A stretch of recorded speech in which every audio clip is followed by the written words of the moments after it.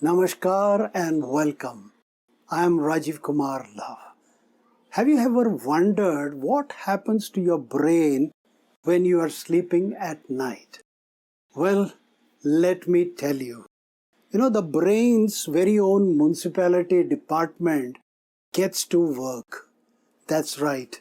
While you are in your dreamland, your brain is getting a wash up and it is getting cleaned thanks to the glymphatic system.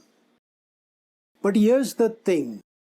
So if you are, staying up late, not sleeping on time or not sleeping at all, then you are not giving your brain's municipality the chance to do its job.